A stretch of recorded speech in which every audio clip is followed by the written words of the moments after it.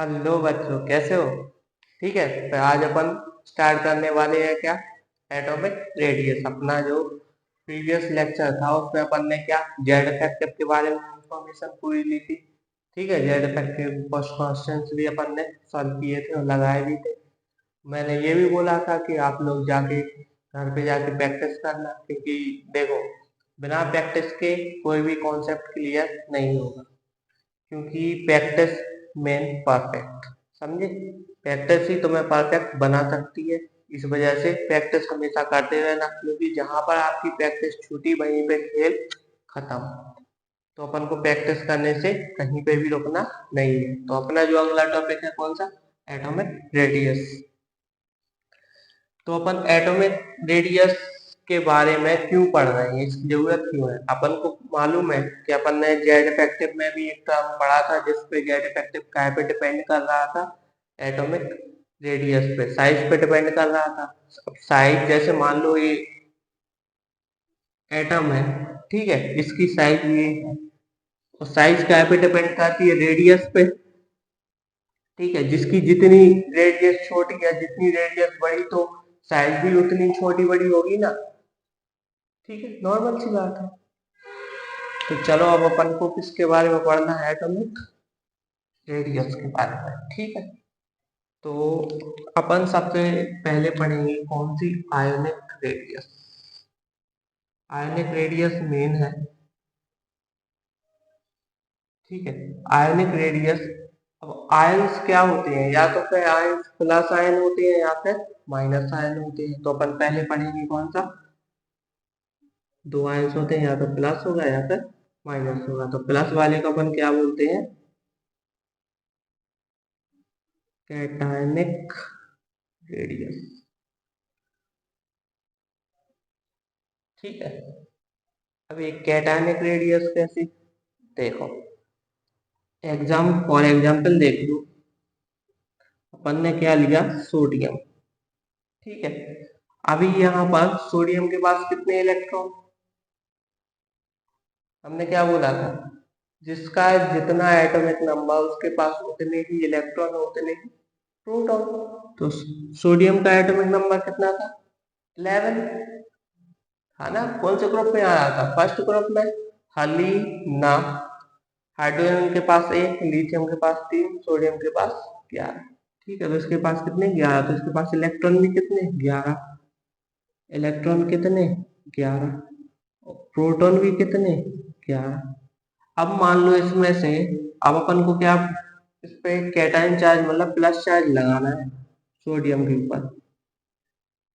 ठीक है, plus charge का मतलब क्या हुआ कि इसका एक इलेक्ट्रॉन निकाल लिया गया। मतलब इसके पास कितने इलेक्ट्रॉन बचे? 10 इलेक्ट्रॉन। प्रोटॉन तो सेम ही रहेंगे, 11 के 11। अब ये प्लस चार्ज और माइनस चार्ज का फंडा क्या है? हमने आपको बताया था, जैसे हमारे पास मान लो 10 रुपए है और हमें एक आम खरीदना है। नहीं, मान लो हमारे पास 11 रुपए है और हमें एक आम खरीदना है। ठीक है, हमारी पॉकेट में क्या है? तो कोई भी आम वाला आया, उसने कहा कि ये आम 10 रुपए का है। ठीक है, हमने कहा यार 10 रुपए का है, अब 1 रुपया हम कहाँ पर रखेंगे? ठीक है, इससे अच्छा है 1 रुपए को किसी को दे दो, क्योंकि आज के समय चल तो रहा नहीं। किसी को दे दो, किसी के पास 9 रुपए हो तो वो 10 रुपए का कम से कम यूज में तो लाएगा। ठीक है, और हम भी स्टेबल, वो भी स्टेबल। तो इस वजह से इसने भी क्या किया? यही किया कि इसने कहा यार हमारे पास 11 इलेक्ट्रॉन है, अगर हम एक डोनेट कर देंगे हमारे पास 10 हो जाएंगे, हम थोड़ी स्टेबल तो हो जाएंगे। हमने, अब हम अगले उसमें चैप्टर में तुम्हें ऑक्टेट रूल के बारे में पढ़ाएंगे। ठीक है, ऑक्टेट रूल के अकॉर्डिंग हमने पहले भी हम थोड़ा बहुत बता चुके हैं, थोड़ी बहुत इंफॉर्मेशन दे चुके हैं कि ऑक्टेट रूल में क्या होता है कि एटम के फर्स्ट ऑर्बिट में कितने इलेक्ट्रॉन? 2 इलेक्ट्रॉन, और अगले ऑर्बिट में 8 इलेक्ट्रॉन। तो ये अपना ऑक्टेट कंप्लीट कर लेते हैं। इस वजह से एटम क्या हो जाते थे? स्टेबल हो जाते थे। तो उसी प्रकार से उसके पास फर्स्ट ऑर्बिट में 2 इलेक्ट्रॉन और लास्ट ऑर्बिट में 8 इलेक्ट्रॉन, तो कितने? 10 हो गए ना। तो इस वजह से ये ज्यादा स्टेबल हो गया। ठीक है, तो अगर स्टेबिलिटी का ऑर्डर भी पूछा जाएगा कि सोडियम और सोडियम प्लस में ज्यादा स्टेबल कौन है, तो कौन ज्यादा स्टेबल होगा, सोडियम प्लस। ठीक है, क्योंकि इसमें ऑक्टेट कंप्लीट है एटम का, इस वजह से ये ज्यादा स्टेबल होगा। और आप देखो कि अगर इसने एक इलेक्ट्रॉन किसी को दिया, ठीक है, तो एक इलेक्ट्रॉन किसी को दिया तो किसी के ऊपर क्या, जिसने लिया है उसके ऊपर क्या आ गया, कर्जा आ गया। कर्जा आ गया मतलब नेगेटिव चार्ज आ गया। और जिसने दिया तो उसे क्या हुई, अंदर से बहुत खुशी हुई कि हमने किसी को डोनेट किया, इस वजह से उस पर कौन सा चार्ज आ गया, प्लस चार्ज आ गया। तो जो देता है उस पर कौन सा चार्ज आता है, प्लस चार्ज। तो जो एक्सेप्टर होता है उस पर कौन सा चार्ज आता है, नेगेटिव चार्ज। ठीक है, तो जितने इलेक्ट्रॉन देगा उतना प्लस चार्ज आएगा, और जितने इलेक्ट्रॉन लेगा उस पर उतना नेगेटिव चार्ज आएगा। जैसे इसने एक इलेक्ट्रॉन दिया तो इसके पास कौन सा चार्ज आया, +1। ठीक है, अब देखो तो क्या ये कैटायन बन गया, पहले तो नॉर्मल आयन था, न्यूट्रल था। न्यूट्रल मतलब इसके पास प्लस चार्ज भी था और माइनस चार्ज भी था, तो दोनों चार्ज थे, इस वजह से न्यूट्रल था, कोई चार्ज शो नहीं कर रहा था। लेकिन इसने एक दे दिया तो इस पर कौन सा चार्ज बचा, प्लस चार्ज शो करने लगा। ठीक है, देने के बाद तो ये क्या, कैटायन बन गया ये। अब एक चीज बताओ, सोडियम के पास 11 इलेक्ट्रॉन थे यहाँ पर, उसने एक दिया मतलब उसके पास एक इलेक्ट्रॉन की कमी आई। पहले उसके पास कितने ऑर्बिट थे, 1 2 3। पहले ऑर्बिट में 2 इलेक्ट्रॉन, अगले में 8 इलेक्ट्रॉन, और लास्ट वाले में 1 इलेक्ट्रॉन, मतलब उसकी साइज ये वाली थी। अब उसने एक इलेक्ट्रॉन क्या कर दिया, डोनेट कर दिया। ठीक है, अब एक इलेक्ट्रॉन डोनेट कर दिया तो इसके पास कितने ऑर्बिट बचे, सिर्फ 2 ऑर्बिट। अभी यहाँ पर कितने ऑर्बिट थे, 3। अब उसने एक डोनेट कर दिया ये वाला, तो इस ऑर्बिट में एक ही इलेक्ट्रॉन था तो उसकी जरूरत पड़ी नहीं, तो अब बचे कितने, 2 ऑर्बिट। तो क्या इसकी वजह से इसकी साइज छोटी नहीं होगी, हो गई ना। तो अब बताओ, जैसे जैसे जिस पर प्लस चार्ज बढ़ता जाएगा क्या उसकी साइज छोटी होती जाएगी। अब मान लो हमने एक और प्लस चार्ज बढ़ा दिया इसके ऊपर, ठीक है, अब हमने यहाँ पर कर दिया सोडियम +2, मतलब अपन ने एक इलेक्ट्रॉन और निकाल लिया। यहाँ लिख लो -1 इलेक्ट्रॉन, यहाँ पर भी लिख लो -1 इलेक्ट्रॉन। ठीक, मान लो अपन ने एक इलेक्ट्रॉन और निकाल लिया, मतलब इसके बाद लास्ट में कितने, 8 थे, तो अब कितने बचे, 7 बचे। तो क्या इलेक्ट्रॉन कम होने पर उसकी साइज में थोड़ा बहुत तो डिफरेंस आएगा कि नहीं। ठीक है, जैसे उसकी साइज काय पे डिपेंड कर रही थी, इलेक्ट्रॉन पे। जितने ज्यादा इलेक्ट्रॉन होते जा रहे थे उसकी साइज बढ़ती जा रही थी एटम की। अब अगर उसमें से इलेक्ट्रॉन निकालते जाओगे तो साइज क्या होती जाएगी, कम होती जाएगी। ठीक है, तो ये वाली कैटायन वाली बात आ गई समझ में। जैसे कि अपन एक एग्जाम्पल ले लो, एक क्वेश्चन ले लो, पहले इतना छापो, ठीक है, यहीं पे ले लिया है। चलो मान लो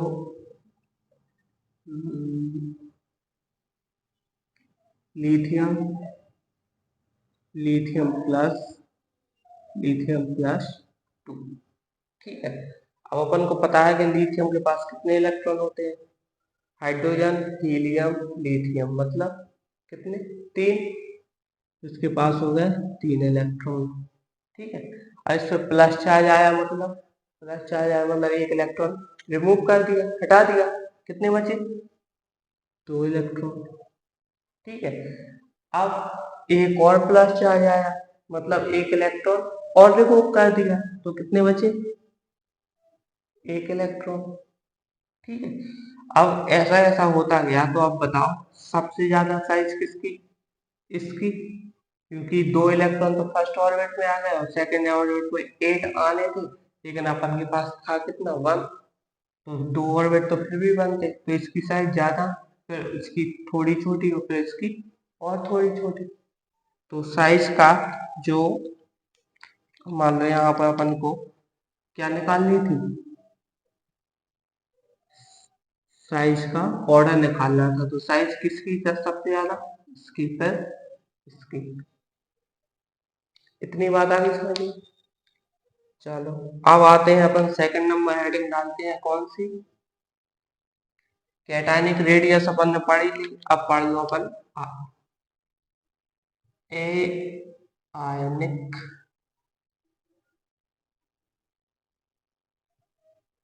रेडियस। स्पेलिंग मिस्टेक हो तो कोई बात नहीं, चलता है, ठीक है। एनायनिक रेडियस, तो अपन को इसमें एनायन के फॉर्म में निकालना है। जैसे कि अभी अपन ने क्या कर रहे थे, इलेक्ट्रॉन डोनेट कर रहे थे, ठीक है। डोनेट करने पर प्लस चार्ज आ रहा था, तो अब इसमें क्या करना है अपन को, वही एग्जाम्पल ले लो, सोडियम, कितने इलेक्ट्रॉन, 11 इलेक्ट्रॉन, और प्रोटॉन भी कितने, 11।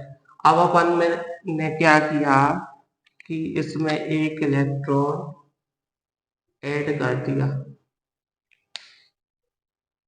ठीक है। जिसने लिया, जो एक्सेप्टर है, उस पर कौन सा चार्ज आ रहा था, माइनस चार्ज, ठीक है। तो अब यहाँ पर सोडियम के पास कौन सा चार्ज आएगा, minus charge, sodium minus, Na minus. कब आएगा ऐसा, जब ये एक इलेक्ट्रॉन लेगा, ठीक है। तो इसके पास कितने हो गए, 12 इलेक्ट्रॉन, प्रोटॉन यहाँ पर 11 प्रोटॉन, तो यहाँ पर प्रोटॉन तो कितने रहेंगे, सेम ही रहेंगे, बड़ा क्या, सिर्फ इलेक्ट्रॉन, ठीक है। क्या बड़ा, सिर्फ इलेक्ट्रॉन।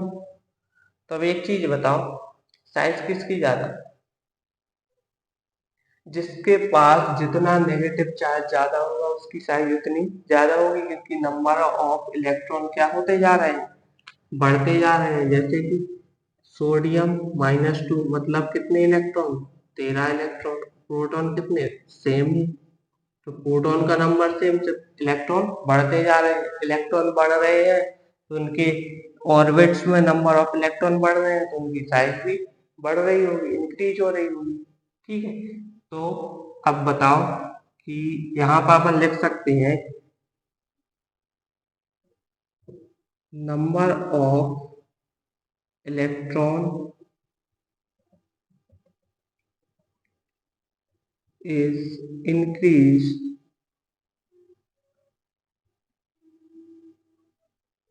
then anionic radius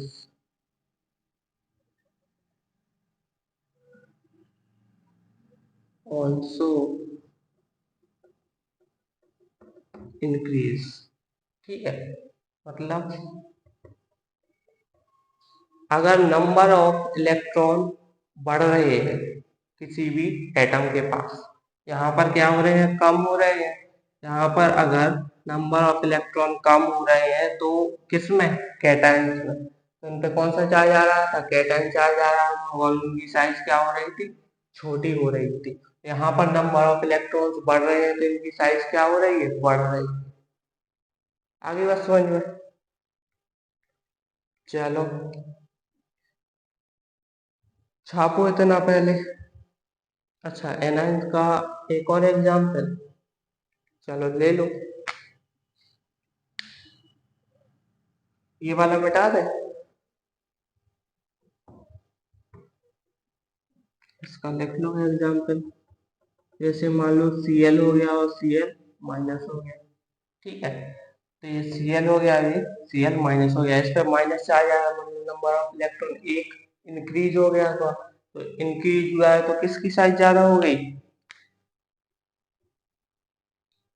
आगे बात समझ में। तो ऐसे ही याद रखना है, जिस पे प्लस चार्ज आ रहा है मतलब उसके पास इलेक्ट्रॉन की कमी होती जा रही है, जिस पे माइनस चार्ज आ रहा है उनके पास इलेक्ट्रॉन ज्यादा आते जा रहे हैं, ठीक। तो इस हिसाब से अपन एटम की साइज का पता लगा लेंगे। छापो इतना, आगे बढ़ते हैं, इसकी डेफिनेशन लिख लो एटॉमिक रेडियस की। Half of internuclear distance between two adjacent atom. ठीक है, तो देखो जो एटॉमिक रेडियस है अपनी, ये 4 टाइप की है। पहले अपन पढ़ेंगे कौन सी, कोवेलेंट। ठीक है, सेकंड है अपनी मेटेलिक, थर्ड है अपनी वैन डार वाल,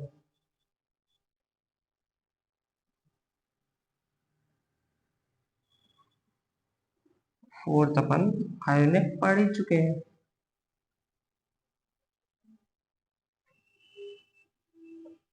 ठीक है, तो देखो कोवेलेंट रेडियस क्या होती है।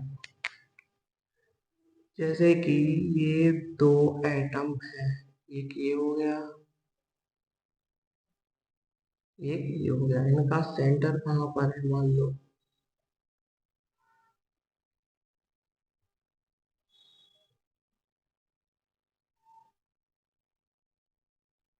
ये हो गया। ठीक है, तो इनकी रेडियस कहाँ पर होगी, ये वाली।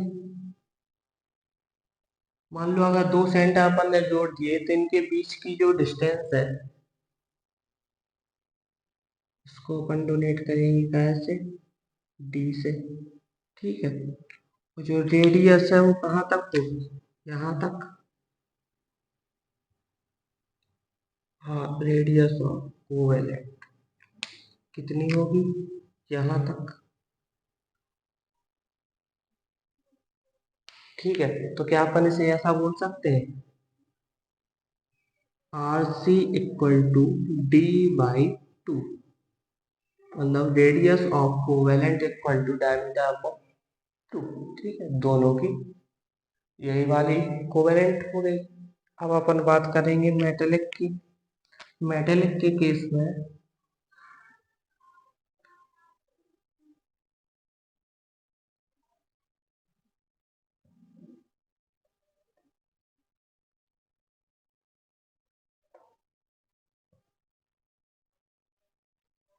ठीक है, ये हो गए दोनों एटम। तो ये तो हो गया इनका क्या, डिस्टेंस। और रेडियस की बात करेंगे तो कितनी होगी, यहाँ तक। इसे अपन लिख लो R M, radius of metal. ठीक है, तो इसके लिए भी फॉर्मूला हो जाएगा, R M equal to D upon two. ऐसे अपन मेटेलिक रेडियस कैलकुलेट कर लेंगे एटम की। अब बहुत, ठीक है, इतना लिख लो। अब अपन बात करेंगे किसकी, वैन डार वाल रेडियस। ठीक है, तो वैन डार वाल रेडियस क्या होती है, ये देख लो।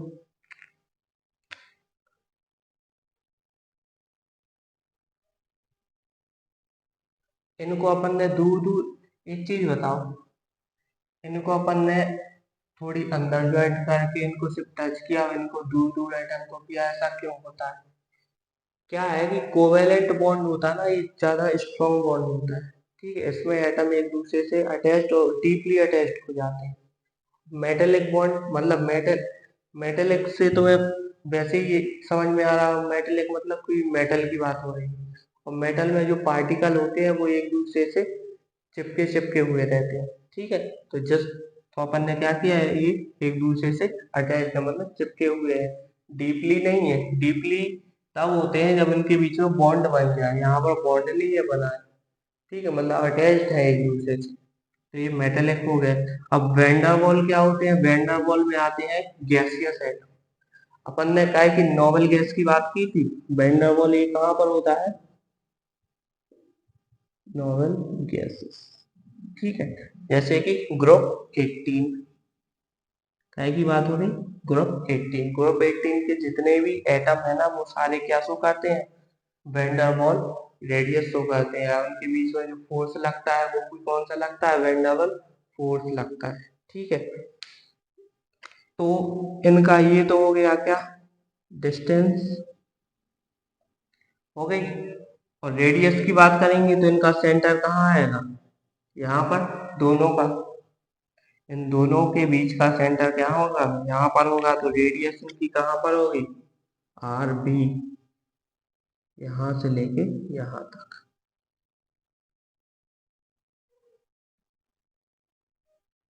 ठीक है, तो ये पेंटागोन रेडियस होगी, इसको भी अपन लिख लो, R B equal to D by two. Ionic radius के बारे में अपन पढ़ ही चुके हैं, ये दो टाइप की होती है, कैटायनिक और एनायनिक रेडियस। छापो, जल्दी जल्दी छापो। छापने की स्पीड थोड़ी बढ़ाओ, क्योंकि अपना सिलेबस क्या है, बहुत ज्यादा बड़ा है। ठीक है, तो अपन को बड़ा है, लेकिन अपन को स्लोली स्लोली स्टेप वाइज पूरा कवर करना है। ठीक है,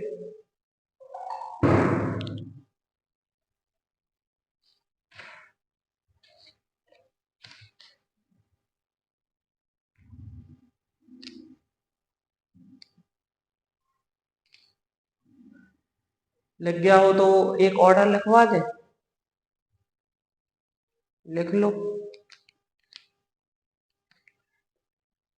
इम्पोर्टेंट ऑर्डर है। ठीक है, लास्ट में लिख लेना। सबसे ज्यादा रेडियस किसकी हुई, तुम बताओ ना। जिसकी डिस्टेंस ज्यादा उसकी रेडियस भी ज्यादा। अब बता, यहाँ पर एटम दूर दूर है तो इनकी रेडियस क्या होगी, ज्यादा होगी। तो सबसे ज्यादा रेडियस किसकी हो गई, वेंडरवॉल। ठीक है, तो किसकी हो गई, वेंडरवॉल की। फिर फिर कौन आया, ये वाला। इसमें तो क्योंकि जो एटम है वो डीपली है, तो इसमें सिर्फ अटैच्ड है, तो डी इसकी इससे तो ज्यादा होगी, डिस्टेंस इसकी इसकी इससे ज्यादा होगी, तो इसकी फिर कौन सा आ गया, आर मेटेलिक। फिर आ जाएगा अपना आर कोवेलेंट।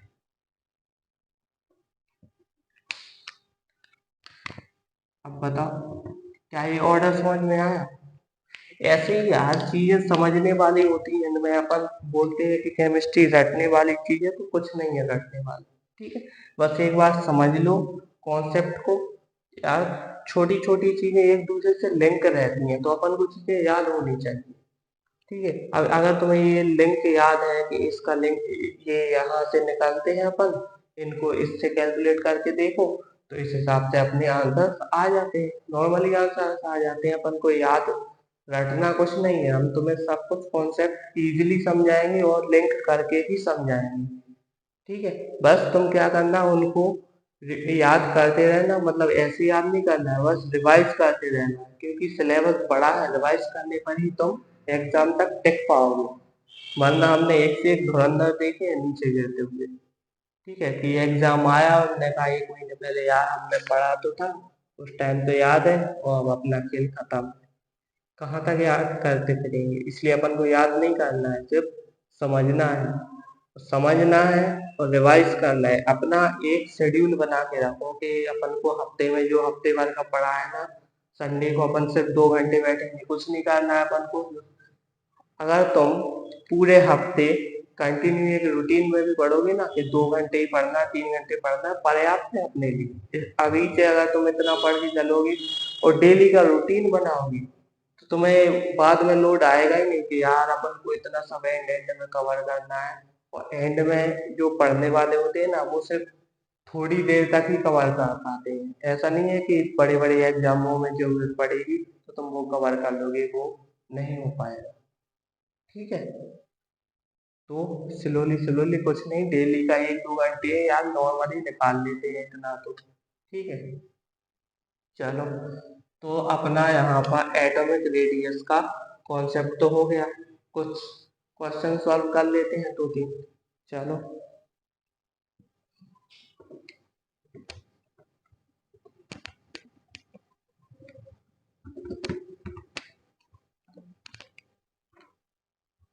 देखो एग्जाम्पल लिखूं। मान लो हमने दे दी तुम्हें हेलोजन फैमिली। ठीक है, जैसे कि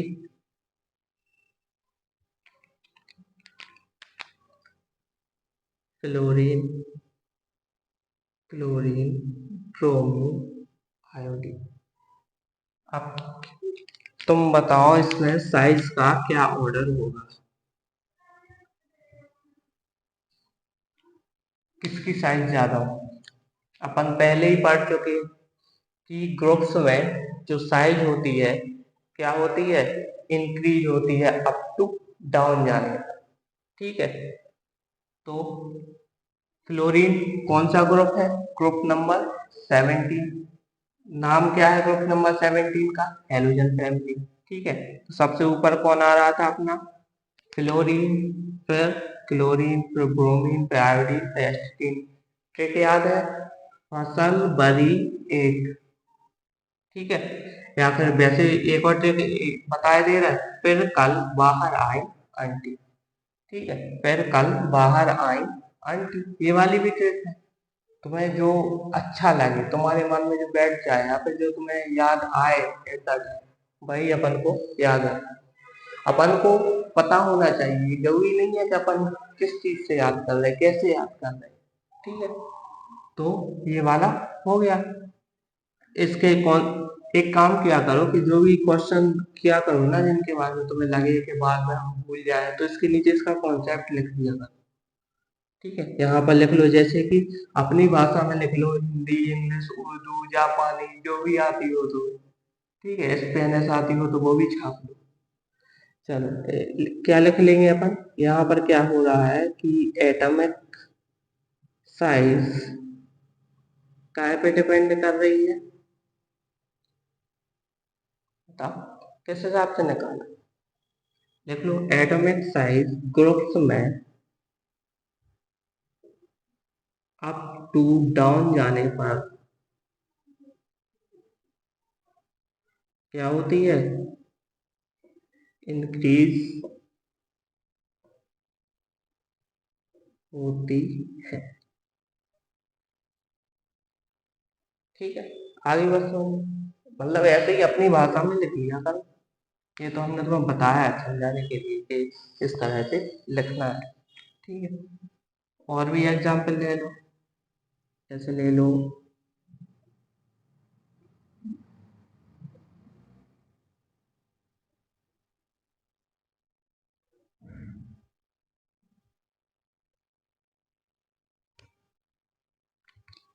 कोई बताएगा ये कौन सा एग्जाम्पल। इसमें भी अपन को क्या निकालना है, साइज का ऑर्डर निकालना है। ठीक है, तो अब बताओ किसकी साइज ज्यादा, lithium, beryllium, boron, carbon, nitrogen, oxygen, fluorine, neon. ये क्या पीरियड नंबर 2 में लग रहा है, और हमने बताया था जेड इफेक्टिव में, पीरियड में लेफ्ट टू राइट जाने पर क्या हो रही थी, साइज डिक्रीज हो रही थी। क्या हो रही थी, डिक्रीज हो रही थी, इंक्रीज हो रही थी, डिक्रीज हो रही थी। ठीक है, तो लेफ्ट टू राइट जाने पर साइज क्या हो रही थी, डिक्रीज। ठीक है, तो यहाँ पर साइज सबसे ज्यादा किसकी,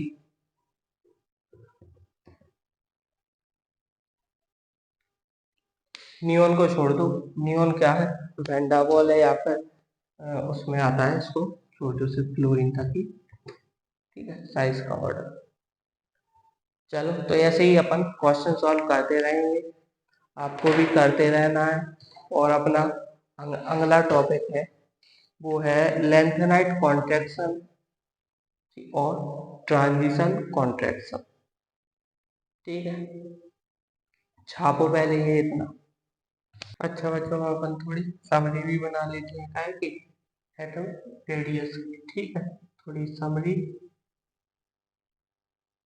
समरी में क्या कर लेंगे, पहले बात करेंगे जेड इफेक्टिव की। जेड इफेक्टिव का लिए प्रोपोर्शनल था, आपने पहले पढ़ चुके हैं, प्लस चार्ज के डायरेक्टली प्रोपोर्शनल और माइनस चार्ज के इनवर्सली प्रोपोर्शनल। अब अपन को लिंक करना है कैसे, एटॉमिक रेडियस से, जो भी अपन ने पढ़ा। तो जेड इफेक्टिव एटॉमिक रेडियस की क्या होता है, इनवर्सली प्रोपोर्शनल। ठीक है, तो जेड इफेक्टिव प्लस चार्ज और minus charge, atomic atomic radius Z effect के क्या है, इनवर्सली प्रोपोर्शनल है, माइनस चार्ज के डायरेक्टली प्रोपोर्शनल है, और प्लस चार्ज के इनवर्सली प्रोपोर्शनल। ठीक है, जो ऐसे अपोजिट क्रॉस में होते हैं वो इनवर्सली प्रोपोर्शनल होते हैं, जो आमने सामने लिखे होते हैं वो डायरेक्टली प्रोपोर्शनल होते हैं।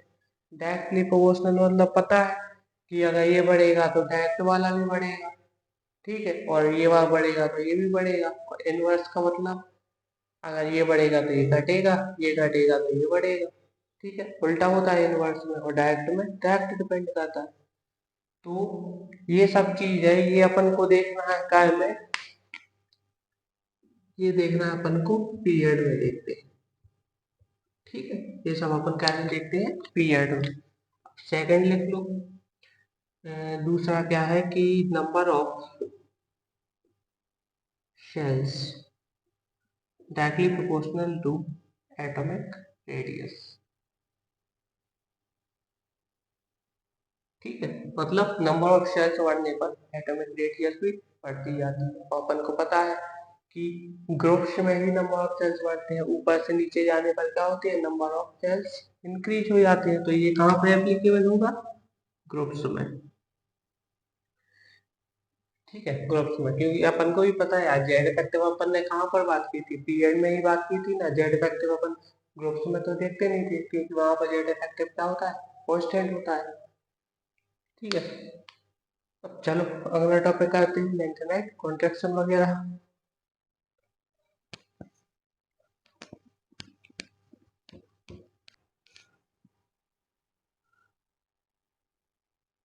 चलो बच्चों, अब हम बात करने वाले हैं क्या की, ट्रांजिशन कॉन्ट्रैक्शन और लेंथेनाइट कॉन्ट्रैक्शन की। अब देखो इन दोनों वर्ड्स में एक वर्ड कॉमन आ रहा है, क्या, कॉन्ट्रैक्शन।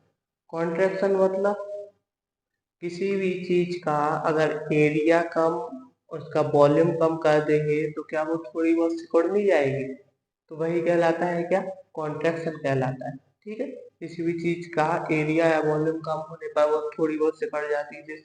यहाँ पर तुम लोगों ने देखा होगा कि, हाँ, बलून की ही बात करते हैं। मान लो एक बलून है जिसमें हमने पानी फिल किया, कितना किया, 1 लीटर वाटर फिल किया, ठीक है। एक और बलून लिया, उसमें अपन ने कितना फिल कर दिया, 1.2 लीटर, मतलब 1200 ग्राम फिल कर दिया। अब मान लो हमने उस क्या किया, बलून में से थोड़ी बहुत पानी कम कर दिया, ठीक है। कम करने पर वो क्या होगा, श्रिंक होगा, थोड़ी बहुत होगा, श्रिंक होगा मतलब कॉन्ट्रैक्ट होगा, क्योंकि उसमें जितना वॉल्यूम था उतना ही पानी बनेगा। अगर अपन ने वॉल्यूम कम किया तो वो क्या हो गया, कम हो गया, तो वो क्या हो गया, कॉन्ट्रैक्ट हो गया, मतलब सिकुड़ गया। तो उसकी साइज की क्या होगी, थोड़ी कम हो गई। जिसकी 1 लीटर पहले थी, अपन ने उसमें से 200 ग्राम वाटर क्या कर दिया, कम कर दिया, जिसकी वजह से उसकी साइज क्या हो गई, कम हो गई, और इसकी भी उतनी ही है। तो ये दोनों लगभग उतने सेम साइज के आ गए। तो सेम फंडा इनमें भी है, ट्रांजिशन कॉन्ट्रैक्शन और लेंथेनाइट कॉन्ट्रैक्शन का बिल्कुल सेम फंडा है, सीधा सीधा। अपन जैसे कि ग्रुप 13 की बात करते हैं, अपन ने ग्रुप 13 में क्या टेक पढ़ी थी, बैगन आलू गाजर एक थैला, ठीक है, बैगन आलू गाजर एक थैला। और अब यहाँ की ट्रांजिशन कॉन्ट्रैक्शन और लेंथेनाइट कॉन्ट्रैक्शन काय के बारे में होता है, साइज डिनोट करता है, ठीक है, साइज के बारे में बताता है। अब देखो यहाँ पर एल गार एन टी। अब अपन ने ये जो चीज लिखी है ना, इसको अपन बोलते हैं क्या, इलेक्ट्रॉनिक कन्फिग्रेशन। क्या बोलते हैं, इलेक्ट्रॉनिक कन्फिग्रेशन, जो कि हम आपको नेक्स्ट चैप्टर में पढ़ाएंगे। ये वाला टॉपिक एक्चुअली वहीं पर है, ठीक है। अब यहाँ पे तुम्हें कुछ दिख रहे होंगे, नंबर्स दिख रहे होंगे कि एस पी डी ये क्या है। ये तो हमने बता ही दिया था कि एस पी डी एफ क्या होते हैं, अपने ब्लॉक्स थे ना, x block, P block, D block, F block, ठीक, ठीक है। तो ये ब्लॉक्स हैं, और ये इनके आगे जो नंबर्स लिखे हुए हैं ये क्या है, नंबर ऑफ शेल्स, ठीक है। ये नंबर्स क्या डिनोट कर रहे हैं, नंबर ऑफ शेल्स। अब देखो इसमें 2 है, यहाँ 3 है, यहाँ 4 है, यहाँ 5 है, यहाँ 6 है। तो यहाँ पर स्लोली स्लोली करके नंबर ऑफ शेल्स बढ़ते जा रहे हैं। वो पिछले टॉपिक में अपन ने पढ़ा था कि एटॉमिक साइज बढ़ने पर, नहीं, अप टू डाउन जाने पर एटॉमिक साइज बढ़ रही थी, ठीक है। अब टू डाउन जाने पर एटॉमिक साइज बढ़ रही थी। ग्रुप में ये भी पढ़ा था कि number of shells directly proportional to atomic size या फिर एटॉमिक रेडियस, मतलब नंबर ऑफ शेल्स बढ़ने पर एटॉमिक रेडियस डायरेक्टली प्रोपोर्शनल थी तो वो भी बढ़ेगी, सीधी सी बात है। तो ये बढ़ गई। आप देखो इनके बारे में कुछ समझते हैं। अपन ने जो ये ऑर्डर लिखा है इसमें देखो एल्यूमिनियम गैलियम इक्वल है और इंडियम और थैलियम भी इक्वल शो हो रहे हैं। तो इनके पीछे इनके इक्वल शो होने का रीजन क्या है? जबकि ऊपर से नीचे जाने पर तो सबकी साइज क्या होनी चाहिए? बढ़नी चाहिए, लेकिन ये दोनों तो इक्वल शो हो रहे हैं। तो रीजन है, यहाँ पर देखो ये जो 3D सब सेल है ना, किसमें? एल्यूमिनियम और गैलियम में। ये 3D सब सेल पूरा सीलिंग इफेक्ट शो कर रहा है, जिसकी वजह से इनमें क्या आ गया? ट्रांजिशन कॉन्ट्रैक्शन शो होने लगा। ठीक है, तो ट्रांजिशन कॉन्ट्रैक्शन शो होने का रीजन क्या है? Poor ceiling effect. किसकी वजह से? Presence of D subshell, 3D subshell, मतलब 3D सबसेल्स की प्रेजेंस की वजह से ये क्या, इनकी साइज क्या होगी? दोनों की लगभग इक्वल होगी। ठीक है, इनकी पुअर सीलिंग की इफेक्ट से ये क्या शो करने लगे? ट्रांजिशन कॉन्ट्रैक्शन शो करने लगे, जिस वजह से गैलियम की साइज थोड़ी कम हो गई और एल्यूमिनियम के इक्वल हो गई। सेम कंडीशन इंडियम और थैलियम में भी है, वही कि ये पुअर सीलिंग इफेक्ट शो करेंगे, इसकी वजह से लेंथ नाइट कॉन्ट्रैक्शन शो होगा। ठीक है, अब एक चीज और समझ लो कि length night contraction transition contraction से ज्यादा पावरफुल होता है। इस वजह से ये लिखा ना, lanthanide contraction is most powerful than transition contraction. इस वजह से जो मोस्ट ऑफ द कॉन्ट्रैक्शन है वो कौन एलिमेंट है, वो कौन सा कॉन्ट्रैक्शन शो करते हैं? Lanthanide contraction. Transition contraction show करने वाले सिर्फ यही है, एल्यूमिनियम और गैलियम, और बाकी ग्रुप 13 के अलावा और कोई भी ट्रांजिशन एलिमेंट शो नहीं करता है। ठीक है, अब अपन अगला एग्जाम्पल लेते हैं, जैसे कि 3D 4D 5D। 3D में कौन से एलिमेंट आते थे? ये सीरीज के नाम है, 3D सीरीज, 4D सीरीज और 5D सीरीज। 3D सीरीज में आते थे कौन से एलिमेंट? शक्ति, वक्रमन, त्रिकोणी, कूजन। यही पढ़ी थी ना अपन ने ट्रिक। ये डी से तो ये समझ में आ रहा है कि ये डी ब्लॉक के एलिमेंट है। ठीक है, तो डी ब्लॉक के एलिमेंट है तो 3D में आ गया कौन से? शक्ति, वक्रमन, त्रिकोणी, कूजन। 4 में आ गए यारी, जरा नवाना, बहुत तक रुकावटें राह में पड़ेगी, आग में कूद जाना। और 5D में कौन सा था? ला हफ्ता रे इधर उधर पिटेगा हुआ। ठीक है, तो ये वाले आ जाएंगे। अब देखो क्या है, 3D की साइज तो 4D और 5D से होती है कम, और 4D और 5D क्या करते हैं? ये दोनों लेंथ एंड कॉन्ट्रैक्शन शो करते हैं, जिस वजह से इन दोनों की साइज क्या हो जाती है? इक्वली हो जाती है। ठीक है, तो अगर एग्जाम्पल आए तो अपन क्या लिखेंगे? जैसे कि अपन ने मान लो एक एग्जाम्पल लिख दिया है, क्रोमियम, मोलिब्डेनम और टंगस्टन। क्रोमियम कौन सा है? 3D एलिमेंट है। मोलिब्डेनम कौन सा है? 4D एलिमेंट है। और टंगस्टन कौन सा है? 5D एलिमेंट है। अगर आपको पता होगा कि ये 3D है, ये 4D सब सेल में आता है और ये 5D सीरीज में आता है, तो अपन को पता होगा कि 4D और 5D due to lanthanide contraction इनकी साइज क्या होगी? इक्वल होगी। और 3D की साइज क्या होगी? सब इन दोनों से कम होगी। तो क्रोमियम की साइज इन दोनों इनसे कम होगी और ये दोनों लगभग इक्वल होंगे। ठीक है, तो ये बात आगे समझ में। अगर क्वेश्चन पूछा जाए कि, तो इतना क्वेश्चन छोड़ो, इतना याद रखना कि लेंथेनाइट कॉन्ट्रैक्शन ज्यादा पावरफुल होता है ट्रांजिशन कॉन्ट्रैक्शन से। और जो मोस्ट ऑफ द यहाँ पर भी कॉन्ट्रैक्शन शो हो रहा है एलिमेंट्स में, वो लेंथेनाइट कॉन्ट्रैक्शन शो होता है सिर्फ कौन से ग्रुप को छोड़ के? ग्रुप नंबर 13 को छोड़ के। ग्रुप नंबर 13 में दोनों शो होते हैं, ट्रांजिशन और लेंथेनाइट। ठीक है, अब जो बेयल गारंटी है ना, एक ये एटॉमिक साइज का एक्सेप्शन भी हो गया कि क्योंकि इसमें क्या हो रहा है, इन दोनों की साइज इक्वल है, इन दोनों की साइज इक्वल है, तो एक एक्सेप्शन तो ये हो गया। अब एक और एक्सेप्शन है जो कि है 3D सीरीज के लिए। 3D सीरीज में अपन ने क्या पढ़ा था, शक्ति वक्र मंत्य कोनिकुजन, ठीक, यही वाली ट्रिक पढ़ी थी।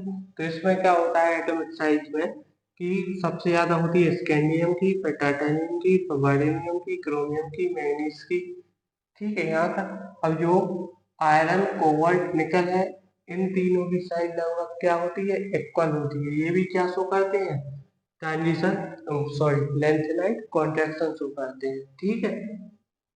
और कॉपर और जिंक जो बचा, इनका अपोजिट ट्रेंड चलने लगता है। यहाँ पर जिंक की साइज ज्यादा होती है और कॉपर की साइज ज्यादा होती है। ये तो वैसे भी एक्सेप्शनल है, मतलब एक्सेप्शन है ये दोनों, तो ये तो याद करने पड़ेंगे। वैसे ही पता है यार, केमिस्ट्री में एक्सेप्शन जहाँ पर आते हैं वहां पर कोई भी लॉजिक अप्लाई नहीं होता है, ठीक है, तो ये याद कर लेना। तो यहाँ पर अपना ट्रांजिशन और लेंथेनाइट कॉन्ट्रैक्शन भी खत्म होता हुआ।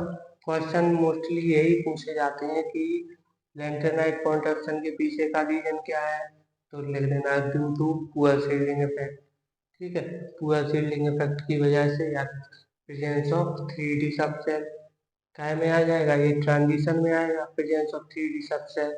और लेंथेनाइट का रीजन है due to negligible shielding effect, ठीक है। चलो तो फिर ये वाला टॉपिक भी कंप्लीट होता हुआ। अगला टॉपिक है आयोनाइजेशन पोटेंशियल और आयोनाइजेशन एनर्जी।